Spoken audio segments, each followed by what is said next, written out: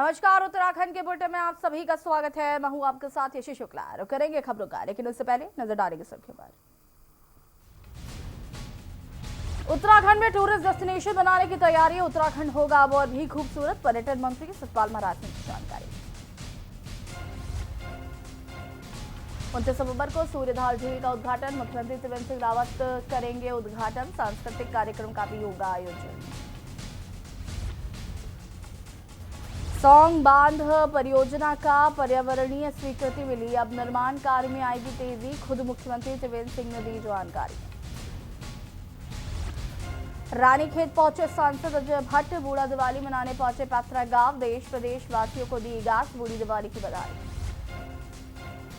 Nainital high court में बदाल hospital मामले में हुई सुनवाई, कोर्ट ने राज्य सरकार से विस्तृत रिपोर्ट 2 दिसंबर तक पेश करने को कहा। केदारनाथ धाम में 4 फीट तक जमी बर्फ, 40 मजदूर लौटे, 3 दिनों में हो रही बर्फबारी, पुनर्निर्माण कार्य प्रभावित, धाम में शीतलहर का प्रकोप, तापमान में गिरावट। के न्यूज़, खबरों का सारथी। बुलेटिन की शुरुआत करेंगे बड़ी खबर से। देहरादून से बड़ी खबर, जहां पर सीएम त्रिवेंद्र ने प्रदेशवासियों को दी बधाई। संविधान दिवस पर सीएम ने दी शुभकामनाएं। भारत आज विश्व का सबसे बड़ा लोकतंत्र है। विश्व में भारत की पहचान बनाने में संविधान की अहम भूमिका। बड़ी खबर आपको बता रहे हैं, आज संविधान दिवस है और इसके उपलक्ष्य में मुख्यमंत्री त्रिवेंद्र सिंह रावत ने बधाई दी है प्रदेशवासियों को।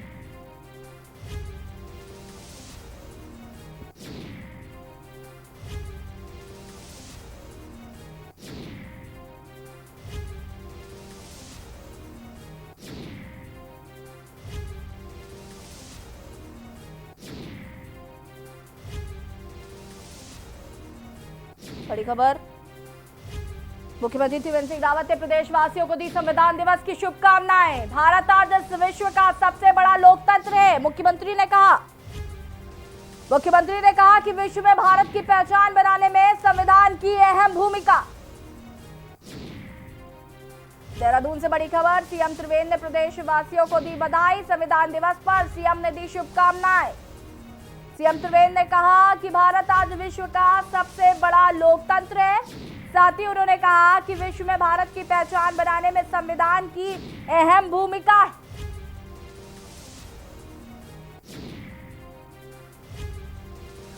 मुख्यमंत्री त्रिवेंद्र सिंह रावत ने प्रदेशवासियों को संविधान दिवस की शुभकामनाएं दी।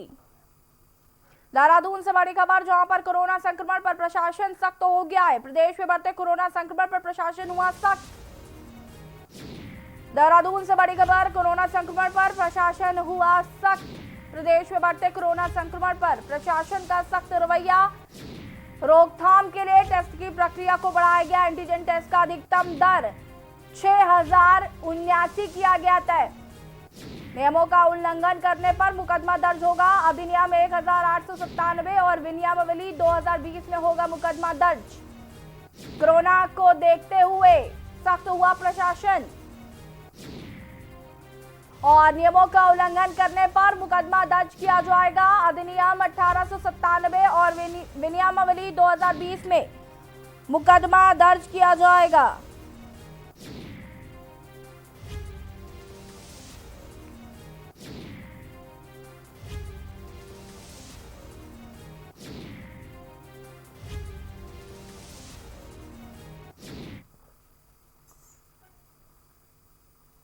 देहरादून से बड़ी खबर, जहां पर देहरादून में 36 स्थानों पर जलेंगे अलाव। नगर निगम ने शुरू की तैयारी। बढ़ती ठंड को देखते हुए निगम ने फैसला लिया है। बता दें आपको कि लगातार उत्तराखंड में बर्फबारी हो रही है और जिसकी वजह से निचले स्थलों में ठंड बढ़ने लगी और बढ़ती ठंड को देखकर निगम ने अलाव जलाने का फैसला लिया है। अलाव के लिए निगम ने 25 लाख रुपए का टेंडर पास किया है। देहरादून में 36 स्थानों पर जलेंगे अलाव। बड़ी खबर आपको बता दें, नगर निगम ने शुरू की तैयारी। बढ़ती ठंड को देखते हुए निगम ने लिया फैसला। अलाव के लिए निगम ने 25 लाख रुपए का टेंडर किया पास। बड़ी खबर आपको बता रहे हैं, देहरादून में 36 स्थानों पर अलाव जलाए जाएंगे। और नगर निगम ने इसकी तैयारी भी शुरू कर दी। आपको बता दें कि लगातार हो रही बर्फबारी से निचले स्थलों में ठंड होने लगी है और बढ़ती ठंड को देखते हुए निगम ने फैसला लिया है। अलाव के लिए निगम ने 25 लाख रुपए का टेंडर पास किया है। बड़ी खबर।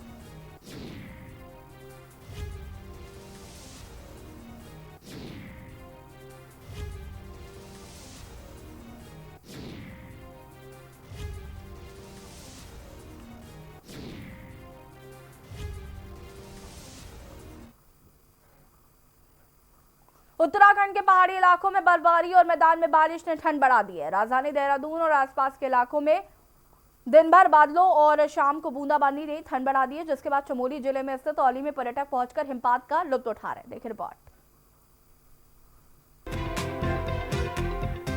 खुशगवार मौसम के बाद 3 दिनों में ऊंचाई वाले भागों में हो रही बर्फबारी से ठंड बढ़ गई है।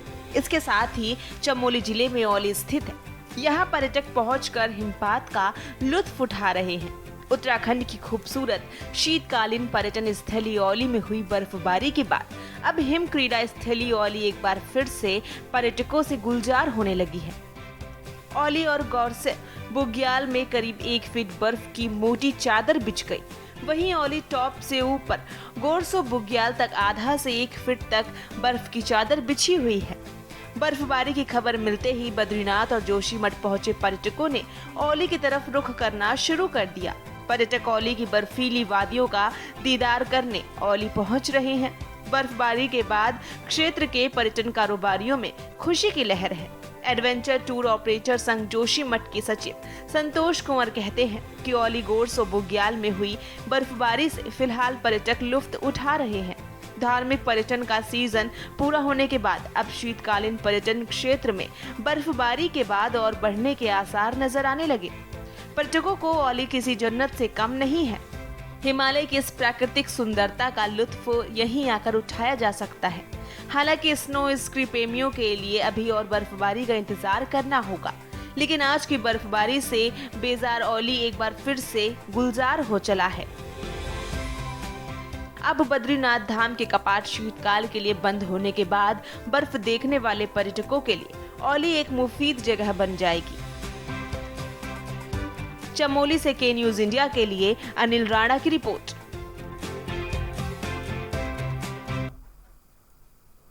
लालकुआ ठंड के इस मौसम में कुछ बगिया में कुछ इस तरीके के खूबसूरत फूल गुनगुनाते हुए नजर आ रहे हैं और इतने खूबसूरत फूल अपने आप में मानो किसी का इंतजार कर रहे हैं। इस रंग बिरंगी फूलों को देखकर आहें भर जाती हैं। इस बगिया में कई सारे अलग अलग प्रजाति के फूल देखे जा सकते हैं।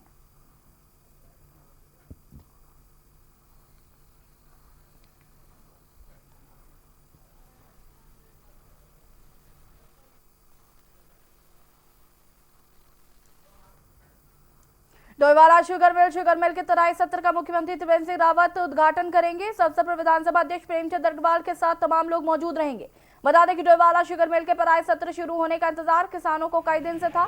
कल से शुरू हो रहा पराई सत्र जहां किसानों के चेहरे पर खुशी ले आया, तो वही इस बार चीनी मिल प्रशासन ने गन्ना पराई का 30 लाख कुंटल का लक्ष्य रखा है। इस बार गन्ना किसानों ने अर्ली जाति का गन्ना 90% बोया है, जिससे चीनी मिल के साथ ही गन्ना किसानों को भी बहुत लाभ मिलेगा। चीनी की रिकवरी भी काफी ज्यादा होगी। कल से शुरू हो रही चीनी मिल की तैयारियों के साथ ही गन्ना किसानों से बात की हमारे डोईवाला संवाददाता राजकुमार अग्रवाल ने। आपको सुना देते हैं।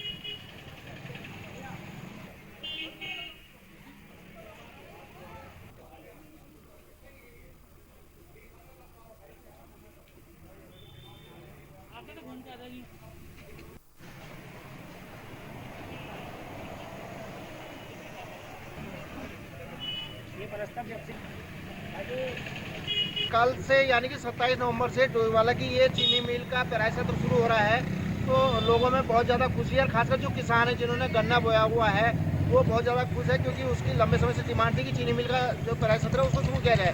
तो कल 11 बजे मुख्यमंत्री त्रिवेंद्र सिंह रावत डोईवाला की इस मिल में पहुँचेंगे और पेराई सत्र का शुभारंभ करेंगे। तो हम कह सकते हैं कि अगले 6 महीने तक किसानों को जो गन्ना है इस मिल में आएगा और पेराई सत्र शुरू हो जाएगा।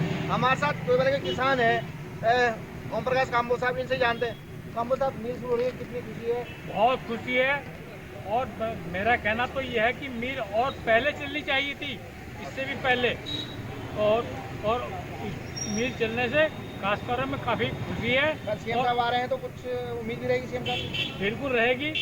गन्ने का भाव हमारा कम से कम 450 क्विंटल उनमें घोषणा करनी चाहिए, क्योंकि गन्ने का मजदूरी रेट इतना बढ़ गया है जिसकी कोई हद नहीं। अच्छा कामू साहब, जो किसानों ने इस समय कहा जा रहा है कि अर्ली गन्ना बोया है, अर्ली गन्ने का मतलब क्या होता है, कितना फायदा किसान मिल को मिलेगा, कितना सरकार को? अर्ली गन्ने का फायदा है कि उसकी रिकवरी बहुत ज़्यादा है और मिल ने हमारे यहाँ 95% ये अर्ली वैरायटी बोई गई है, जिससे कि मिल को बहुत फायदा होगा और ज़्यादा खुशी होती है हमें। अच्छा, तो कल सीएम साहब आ रहे हैं, उम्मीद है कि कुछ घोषणा करेंगे किसानों की? हाँ, उम्मीद है। तो देखो, हमें पूर्ववत भी जितनी भी सरकार रही है सबसे उम्मीदें रही हैं और हम ये चाहते हैं कि कल जब सीएम साहब आए यहाँ पर कुछ गर्मजोशी के साथ कुछ ऐसी घोषणा करेंगे, कम से कम हमें जो है किसानों का जो फायदा है हमें कम से कम 450 रुपये क्विंटल को जो है हमें वो कल यहाँ पर घोषणा करें और हमें मिलना चाहिए था। धन्यवाद। तो डोईवाला के किसानों में खुशी है और वो चाहते हैं कि कल जब मुख्यमंत्री त्रिवेंद्र सिंह रावत चीनी मिल का शुभारंभ करें पेराई सत्र का, तो कम से कम गन्ना किसानों की डिमांड है 450 रुपये प्रति क्विंटल, उसकी उम्मीद बहुत ज़्यादा है। अब ये देखने वाली बात होगी कि मुख्यमंत्री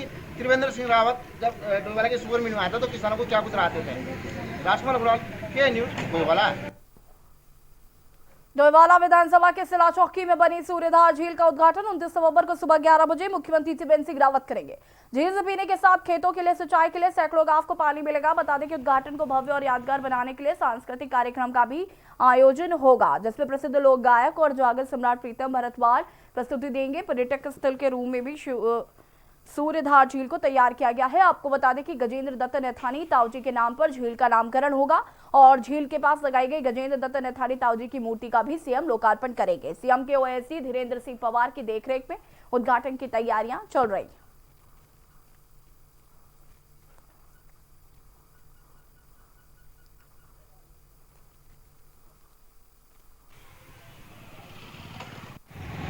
देखिए, मैं बताना चाह रहा हूँ कि जो हमारे माननीय मुख्यमंत्री जी हैं, उनकी जो दूरगामी सोच थी, जो उन्हें लग रहा था कि आने वाले समय में क्षेत्र की जनता को पानी की दिक्कत होने वाली है, उसको देखते हुए उन्होंने अपने इस प्रोजेक्ट को ड्रीम प्रोजेक्ट के नाम से सूर्यधार झील का नाम दिया था और उसी के परिप्रेक्ष्य में 29 तारीख को माननीय मुख्यमंत्री जी उस परियोजना को जनता के नाम समर्पित करेंगे।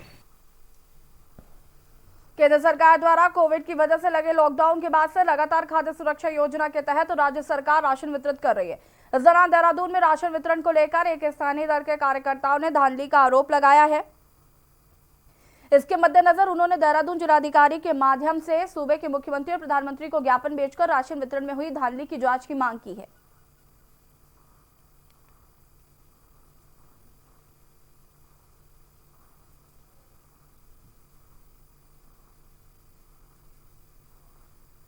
राशन डीलर हैं आयुषी नेगी, उन्होंने कई साल से लगातार 10 रुपये किलो के हिसाब से राशन बेच रही है, जो बहुत ही गलत है।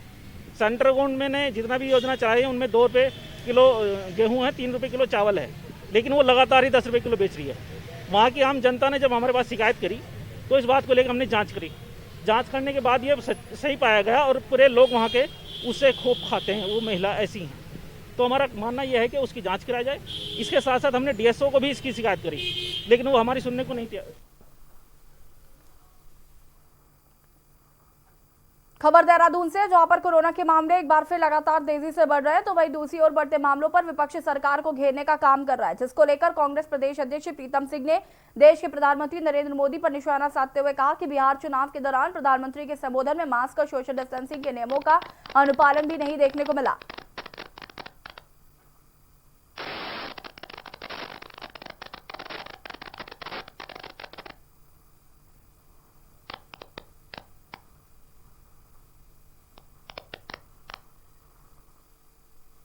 चुनाव को दृष्टिगत रखते हुए जिस तरीके से गैर जिम्मेदाराना कार्य जो है सत्ता में बैठे लोगों ने किया है, उसका ही खामियाजा देश के लोग भुगत रहे हैं। देश के प्रधानमंत्री जी जब टेलीविजन पर अवतरित होते हैं तो 2 बातें बड़े जोर शोर से कहते हैं कि हर चेहरे पर मास्क होना चाहिए और मास्क के साथ साथ जो है सोशल डिस्टेंसिंग भी होनी चाहिए। लेकिन बिहार के चुनाव में क्या हुआ?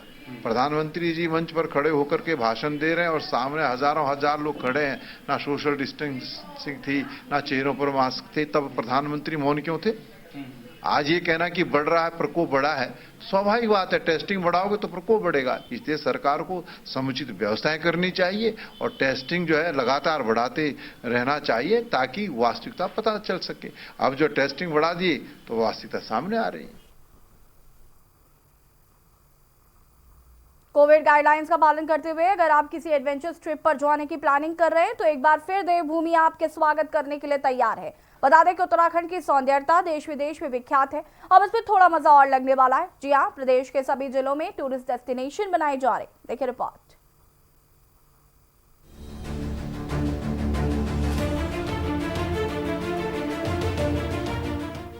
जब भी आप या कोई भी किसी छुट्टी की योजना बनाता है तो सबसे पहले उन्हें हिल स्टेशनों की याद आती है। ऐसे में हिल स्टेशनों पर पर्यटकों की भीड़ हो जाती है और कभी कभी ये आपके शांति और दुनिया से दूर प्रकृति के बीच मनाई जाने वाली छुट्टी में खलल डालता है। आपको नहीं लगता ऐसा? कोई बात नहीं। अगर आपको कोई अलग ऐसे हिल स्टेशनों की सैर पर जाना है जहां आप भीड़ भाड़ से दूर बस प्रकृति की गोद में समा जाना चाहते हैं तो हमारे पास आपके लिए उसका भी हल है। जी हाँ, यहाँ हम बात कर रहे हैं उत्तराखंड राज्य के टूरिस्ट डेस्टिनेशन की। बता दें, उत्तराखंड अपने सौंदर्य के लिए पूरे भारतवर्ष में ही नहीं बल्कि अन्य देशों में भी जाना जाता है। उत्तराखंड की सौंदर्यता देश विदेश में विख्यात है। आपको बता दें कि प्रदेश के सभी जिलों में टूरिस्ट डेस्टिनेशन बनाई जा रही है, जिसको लेकर के पर्यटन मंत्री सतपाल महाराज का कहना है कि उत्तराखंड को और ज्यादा सुंदर बनाने के लिए अनेकों कदम उठाए जा रहे हैं, जिनमें से एक टिहरी झील का विस्तार भी है। महाराज का कहना है कि झील बनाने के लिए चाइनीज निवेश होगा या नहीं, इस पर संदेह है कि चाइनीज कंपनी या बैंक इसमें निवेश करेंगी या नहीं, क्योंकि टिहरी झील एक बहुत बड़ी झील है। साथ ही ये आकर्षण का केंद्र भी है, जिसके लिए वर्ल्ड क्लास टेंडर्स प्लॉट किए जाएंगे। साथ ही वर्ल्ड के बेस्ट डिजाइनर को भी बुलाया जाएगा। चाइनीज कंपनी और चाइनीज बैंकों के प्रति थोड़ा सा मेरा संदेह है, क्योंकि टिहरी झील बहुत ही इम्पोर्टेंट जगह है। एक तो आकर्षण का केंद्र है, बहुत बड़ी झील है, पहाड़ों में इतनी बड़ी झील नहीं है। उसके साथ साथ उसके अंदर कुछ मैं समझता हूं कि जो सिक्योरिटी मेजर्स भी हमें लेने हैं, क्योंकि एक बहुत बड़ा डैम है और उसमें सिक्योरिटी मेजर्स की बहुत बड़ी आवश्यकता है।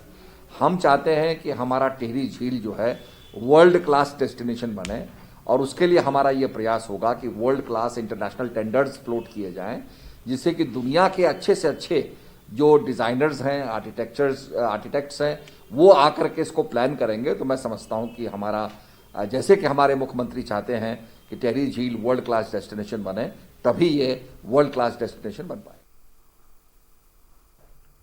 एकादशी के पर्व पर रुद्रप्रयाग जिले के अलकनंदा मंदाकिनी नदी के संगम स्थल पर देव निशानों और पांडवों के अस्त्र शस्त्रों की पूजा शुद्धिकरण के साथ ही भरदार क्षेत्र के तरवाड़ी गांव में पांडव लीला शुरू हो गई है। बताया जा रहा है कि स्वर्ग जुआते समय पांडव अलकनंदा व मंदाकिनी नदी किनारे से होकर स्वर्गारोहणी गए थे, जहां से पांडव गुजरे। उस स्थानों पर विशेष रूप से पांडव लीला आयोजित की गई है। देखिए रिपोर्ट।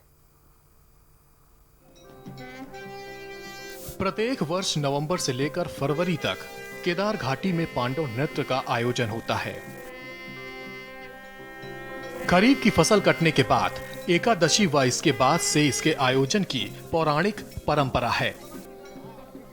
जिला मुख्यालय से जुड़ी हुई ग्राम सभा दरमोला की बात करें तो यहाँ पर हर वर्ष पांडव नृत्य का आयोजन एकादशी पर्व पर होना तय है। पांडवों के अस्त्र शस्त्रों में बाणों की पूजा की परंपरा मुख्य है। ग्रामीणों के अनुसार स्वर्ग जाने से पहले भगवान कृष्ण के आदेश पर पांडव अपने अस्त्र शस्त्र पहाड़ में छोड़कर मोक्ष के लिए स्वर्गारोहणी की ओर चले गए थे। अपनी पौराणिक मान्यताओं के अनुसार पांडव लीला का मंचन होता है। यद्यपि पूरे उत्तराखंड में पांडव लीला लोक नृत्य की परंपरा है, लेकिन हमारे भरदार क्षेत्र के 4 गांवों में, जिसमें मुख्यतया दरमोला, तरवाड़ी, स्वीली और सेम है, इन गांवों की अपनी अनोखी परंपरा है, जो हमारे पूर्वजों द्वारा पीढ़ी दर पीढ़ी विरासत के रूप में हमें सौंपी गई है, जिसका आज तक हम निर्वहन कर रहे हैं। केदार घाटी के भरदार क्षेत्र में पांडव नृत्य की एक अनूठी परंपरा है। यहाँ प्रतिवर्ष एकादशी पर्व पर देव निशानों के गंगा स्नान के साथ पांडव नृत्य का आयोजन सदियों से चला आ रहा है। एकादशी का पर्व इसलिए शुभ माना गया है कि इस दिन भगवान नारायण एवं तुलसी विवाह संपन्न हुआ था। स्कंद पुराण के केदार खंड में पांडव काल का पूरा वर्णन मिलता है। इससे जहां एक ओर ग्रामीण अपनी अटूट आस्था के साथ संस्कृति को बचाने में महत्वपूर्ण भूमिका निभा रहे हैं, वहीं दूसरी ओर भावी पीढ़ी भी इससे रूबरू करा रहे हैं। आषाढ़ मास के प्रारंभ होता है देवशयनी एकादशी और आज देवोत्थान एकादशी है। 4 माह नारायण क्षीर सागर में विश्राम करते हैं और 4 वर्षों के पश्चात जो इष्ट देव भगवान नारायण बद्री विशाल है, जो आप नीचे प्रत्यक्ष रूप में देख रहे हैं, वो 4 वर्षों के पश्चात आज देवोत्थान एकादशी के दिन देवता जागृत होते हैं। सारे मंगल कार्य होते हैं, चहुर दिशाओं में हर कुछ जो हम लोगों के मंगल कार्य करने होते हैं, विवाह का होता है, मुंडन इत्यादि होता है, जो हिंदू सनातन धर्म परंपरा का जितना भी कार्यक्रम है वो आज से प्रारंभ किए जाते हैं। केदार घाटी के ग्राम पंचायत दरमोला में पांडव नृत्य का आयोजन सदियों से होता आ रहा है। यह एक ऐसा गांव है जहां प्रतिवर्ष देव निशानों के गंगा स्नान के साथ पांडव नृत्य की परंपरा है। ऐसे पौराणिक संस्कृति को बचाना हम सभी का धर्म होना चाहिए, जिससे भावी पीढ़ी भी रूबरू हो रही है। एकादशी पर्व को शुभ माना जाता है। इस पर्व के बाद शादी, ब्याह, मुंडन सहित कई कार्यक्रम आयोजित किए जाते हैं। रुद्रप्रयाग से के न्यूज के लिए रोहित डिमरी की रिपोर्ट। उधम सिंह नगर के रुद्रप्रयाग कोतवाली में हिस्ट्री शीटर की हाजिरी लगाई गई और वर्तमान समय में हिस्ट्री शीटर क्या काम कर रहे हैं, इसके बारे में भी रुद्रपुर के सीओ सिटी अमित कुमार ने जानकारी ली, जिसमें खुलासा हुआ कि रुद्रपुर कोतवाली का हिस्ट्री शीटर नगर निगम रुद्रपुर में वाहन चालक के पद पर तैनात है। देखिए रिपोर्ट।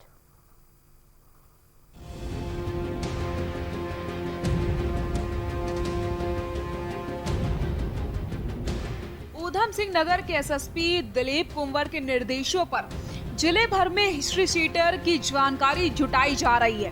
साथ ही ये भी जानकारी ली जा रही है कि रुद्रपुर कोतवाली के हिस्ट्री शीटर वर्तमान समय में क्या काम कर रहे हैं। इसी के चलते रुद्रपुर कोतवाली के हिस्ट्री शीटरों ने कोतवाली पहुंचकर अपनी हाजिरी दर्ज करवाई, जिसमें रुद्रपुर नगर निगम में वाहन चालक के पद पर तैनात भी अपनी हाजिरी दर्ज कराने रुद्रपुर कोतवाली पहुंचा। रुद्रपुर के सीओ अमित कुमार ने सभी हिस्ट्री शीटर से जानकारी ली। इसी दौरान पूछताछ में पता चला कि रुद्रपुर नगर निगम में वाहन चालक के पद पर तैनात महावीर पिछले 20 वर्षों से रुद्रपुर नगर निगम में संविदा पर वाहन चालक के पद पर तैनात है। आरोप है कि महावीर निगम में तैनाती से पहले हत्या के मुकदमे में जेल जा चुका है और रुद्रपुर कोतवाली का हिस्ट्री शीटर है। महावीर समय समय पर कोतवाली में हिस्ट्री शीटर के परेड में शामिल होने भी पहुंचता है। हमारे जिले में एसएसपी महोदय द्वारा संदिग्धों की चेकिंग का अभियान चलाया जा रहा है। उसी के क्रम में हिस्ट्री शीटरों को आज बुलाया गया था। उनके बारे में जानकारी की गई, वो आज की डेट में क्या काम कर रहे हैं, कहीं अपराधों में संलिप्त नहीं है अभी भी, तो इसी संबंध में उनको बुला के थोड़ा जानकारी संग्रहित की गई। लेकिन नगर निगम विभाग इस जानकारी से बिल्कुल परे है। रुद्रपुर नगर निगम के मुख्य नगर अधिकारी रिंकू बिस्ट ने बताया कि ये मुझे आप ही से जानकारी मिल रखी है। अगर ऐसा है तो हम पुलिस से इसमें बारे में रिपोर्ट लेंगे और पुलिस की स्वयं की भी ड्यूटी है कि उसे पता लगता है कि किसी भी सरकारी संस्थान या स्वायत्तशासी इकाइयों में कोई ऐसा कर्मचारी कार्य कर रहा है जो कि आपराधिक प्रवृत्ति का है तो हमें रिपोर्ट दे दे। अदरवाइज मैं सीओ साहब से इसके बारे में रिपोर्ट लूंगी और अगर आपकी बात में सच्चाई और सत्यता पाई जाती है तो तुरंत इसमें नियमानुसार आवश्यक कार्रवाई की जाएगी। लेकिन बड़ा सवाल ये होता है कि हिस्ट्री शीटर 20 साल पहले से निगम में नौकरी कर रहा है और उससे पहले वह जेल जा चुका है। आखिर विभाग द्वारा निगम में उसे तैनाती देने से पहले उसके बारे में क्या जांच की गई? रुद्रपुर से के न्यूज के लिए शाहिद खान की रिपोर्ट।